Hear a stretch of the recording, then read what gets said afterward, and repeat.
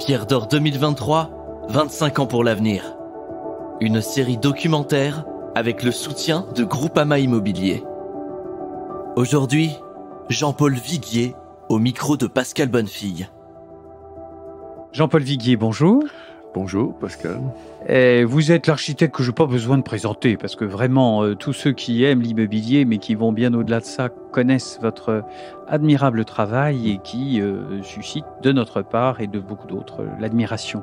Et donc on est très heureux de vous avoir à ce micro pour évoquer l'avenir, parce que nous fêtons bien sûr les 25 ans des Pierres d'Or, mais je trouve que le passé c'est formidable, mais c'est surtout l'avenir qui nous préoccupe.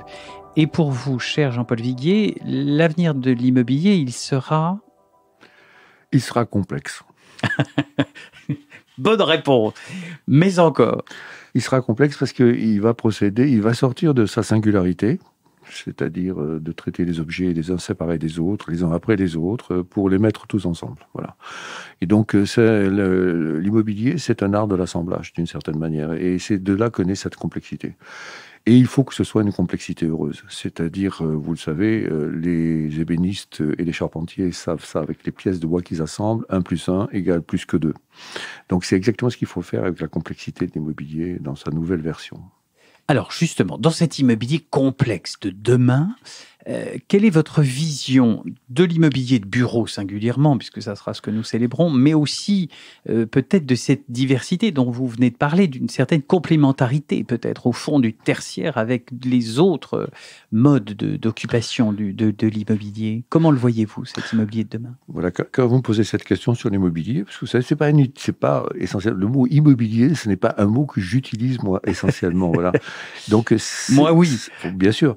Et donc l'immobilier, j'y suis familier évidemment parce que c'est l'art qui est pratiqué par mes clients et c'est le monde dans lequel je travaille. Mais j'ai pensé à cette formule, enfin ce que disait Malraux du cinéma quand j'ai entendu cette question. Vous savez, Malraux répondait: le cinéma, c'est art, mais une industrie. Voilà. Et je pense que l'immobilier, si on le regardait à la lumière de cette citation, c'est pas mal. C'est-à-dire, ça serait une industrie, mais un art. Absolument. Oui. Absolument. C'est-à-dire que et les deux sont indissociables. C'est-à-dire que c'est une industrie avec toutes les dimensions de l'industrie. Bien sûr. C'est un vrai business. C'est une vraie technologie. C'est un vrai savoir-faire. C'est une expérience. C'est un métier, l'immobilier. Voilà. C'est tout ça. Donc ça, c'est l'industrie. Et c'est une industrie de production. C'est-à-dire, cela produit. L'immobilier laisse sur le territoire des traces visibles, comme l'industrie, mais c'est aussi un art. Et on ne peut pas dissocier les deux, parce que si ça n'était qu'une industrie, ce ne serait pas très intéressant, quoi. Mais ce serait un peu tristounet, c'est ça que vous voulez dire. Là où ça devient intéressant, c'est quand on sublime l'industrie pour la faire devenir artistique. C'est-à-dire que l'art donne à cette industrie une dimension particulière et fait que cette industrie rentre dans le monde de l'utile. C'est-à-dire que c'est là où l'immobilier rejoint les nécessités de la société moderne, quoi. C'est par l'art et par aussi la production industrielle. Donc ça me paraît très intéressant de le regarder comme ça. Alors, regardons-le comme ça. Et donc, votre vision donc, de cette industrie qui est aussi un art, comment va-t-elle évoluer, selon vous, dans les années à venir ? Cette industrie et aussi cet art, si tout est lié.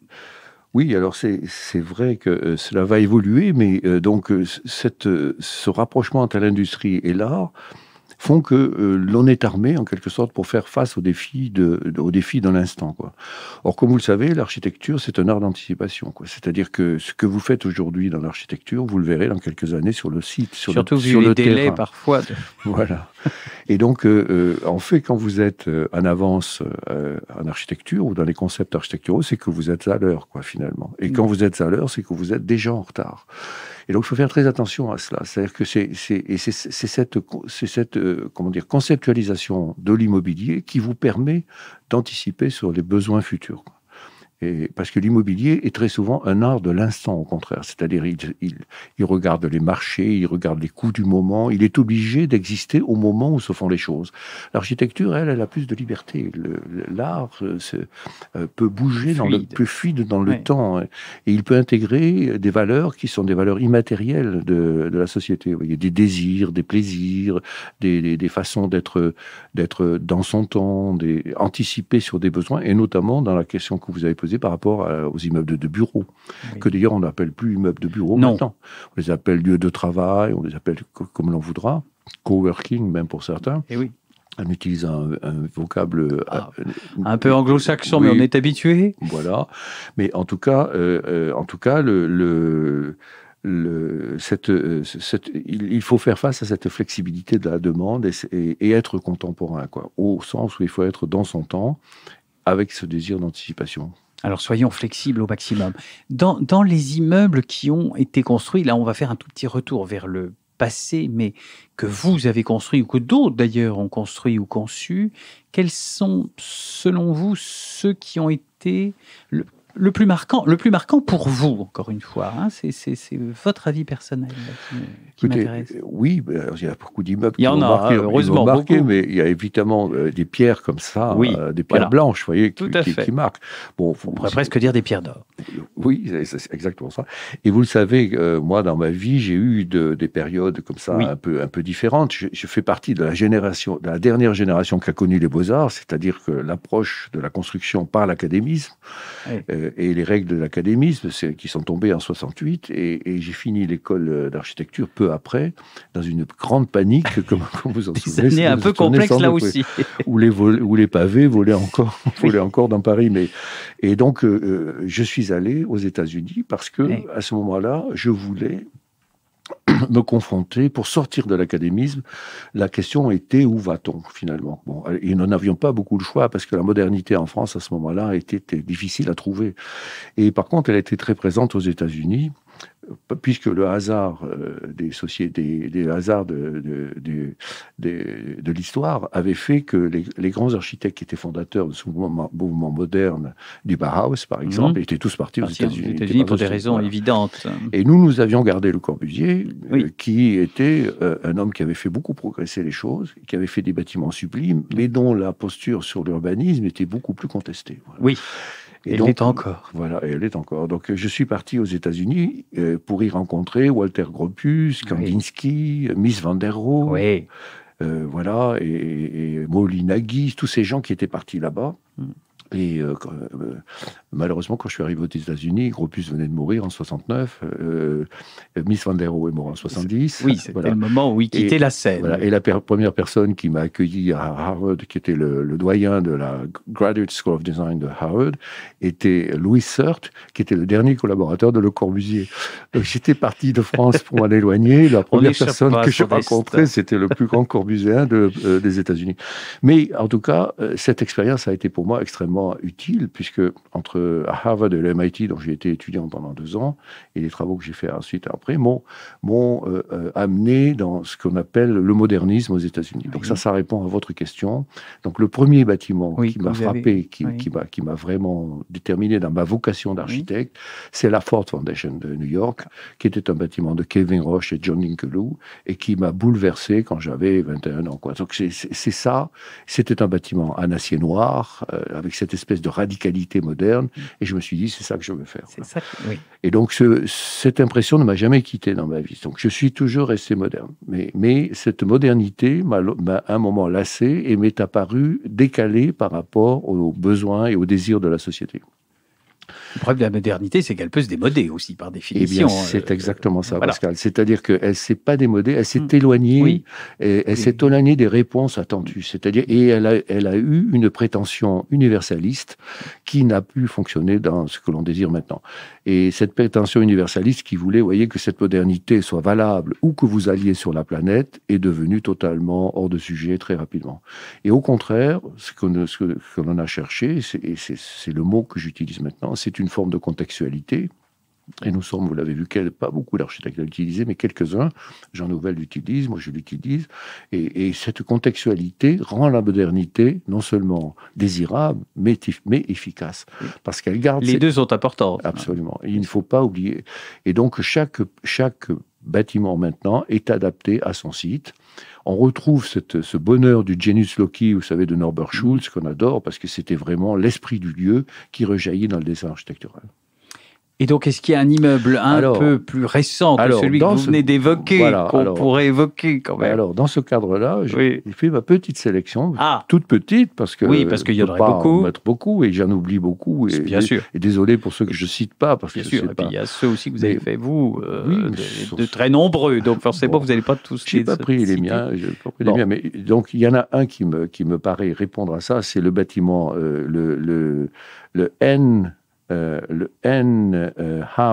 Hotel de Remkolas à Rotterdam, qui est cette espèce de 3 tours décalées au bord de la rivière. Très grand Remkolas. Qui est vraiment, et vous savez, Rem a été professeur à Harvard pendant longtemps, et il a réfléchi à cette question de la même manière que je vous le raconte maintenant, et il a fait un bâtiment d'une modernité radicale, mais d'une contextualité farouche, quoi. C'est-à-dire, ce bâtiment, vous ne pouvez pas le prendre et le mettre ailleurs que l'endroit où il se trouve. Il traduit l'esprit et l'âme de Rotterdam. Et donc ça, c'est gagné. Quand vous arrivez à ça, vous gagnez. Ensuite, pour revenir à Paris et changer de sujet et rentrer dans un travail modeste mais sublime, je vous cite le bâtiment qu'ont fait Lacaton et Vassal, la transformation de la tour de logement à Bois-le-Prêtre à Paris 17e, qui est un bâtiment d'une modestie absolue et d'un succès éclatant.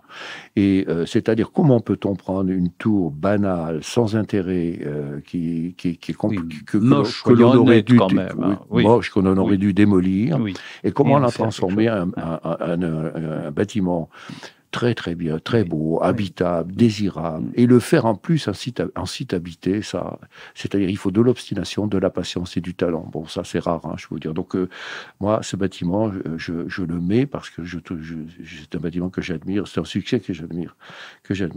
Et ça traduit aussi une des tendances de l'époque que certains jeunes architectes ont du mal à identifier, qui est la différence entre, moi, ce que j'appelle la structure et la texture.